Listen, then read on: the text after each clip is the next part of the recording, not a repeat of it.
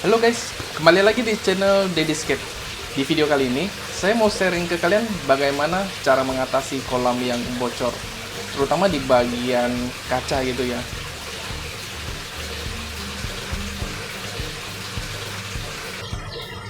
Kalau mengandalkan lem kaca untuk memperbaikinya, justru nggak efektif teman-teman. Yang ada malah kembali bocor lagi. Ya misalkan bocor yang nggak diketahui, justru bakal repot. Apalagi buat kolam teman-teman yang sudah finishing. Jadi alangkah baiknya kalau teman-teman yang baru bikin kolam, sebaiknya harus dicek dulu. Ya ketika sebelum pengecatan, kolamnya harus dites apakah ada rembesan atau bocor. Untuk mengatasi rembesan itu biasa ada semen khusus, di mana bisa teman-teman aplikasikan. Semen ini biasa ada campuran komponen, dan yang saya pakai di dinding kolam saya menggunakan gambar seperti ini teman-teman.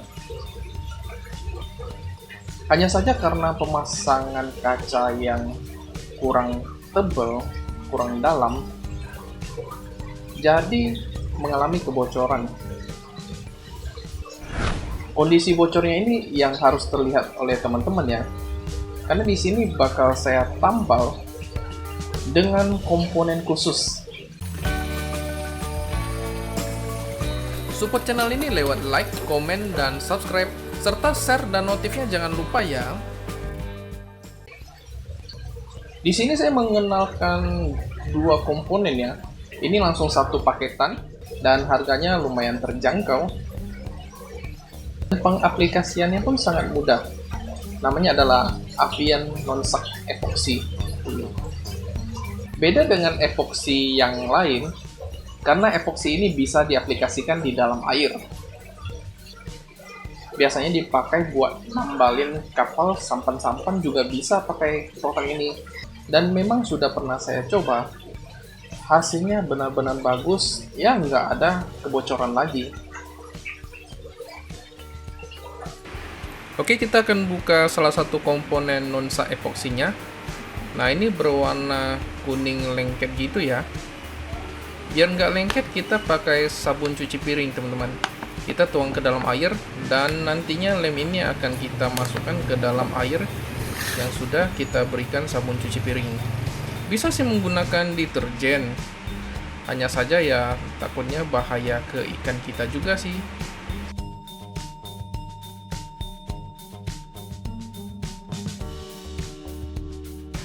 Setelah tangan kita basah dengan air yang sudah diberikan sabun cuci piring, lem ini tidak mudah lengket di tangan ya teman-teman. Jadi tinggal celupkan tangan kita ke dalam air sabun, dan tinggal kita ngambil lemnya itu tidak lengket di tangan. Jadi mudah dan praktis sekali sih menurut saya. Penggunaan Avian Non-Suck Epoxy ini harus 1:1 teman-teman. Jadi antara yang hardener dengan yang resinnya harus 1:1. Usahakan campuran kedua komponen ini merata ya. Jadi warnanya ini harus benar-benar sudah tercampur merata baru diaplikasikan ke kolam kita.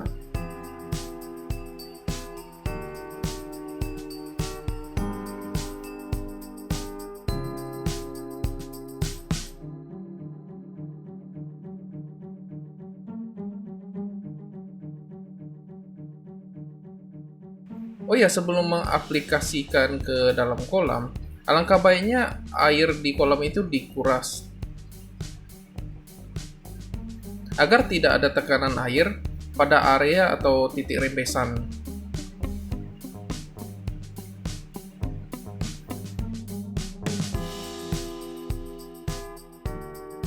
Selain pengaplikasiannya di luar, akan kita aplikasikan juga ke dalam kolamnya teman-teman. Ya tujuannya agar lebih kuat ya.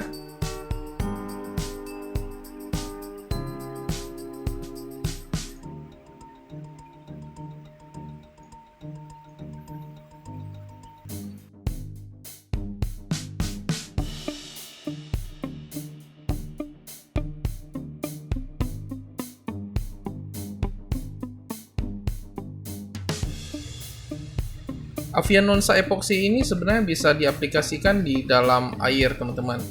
Hanya saja ketika kita melakukan pencampuran itu kan bakal ada bakal ada sisa-sisanya. Jadi takutnya bahaya buat ikan kita sih.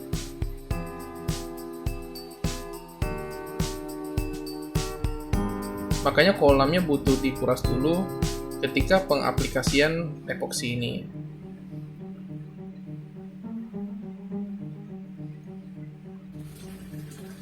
Setelah ditinggal selama sehari, epoksi ini sudah mengeras dan bisa dilakukan pengecatan.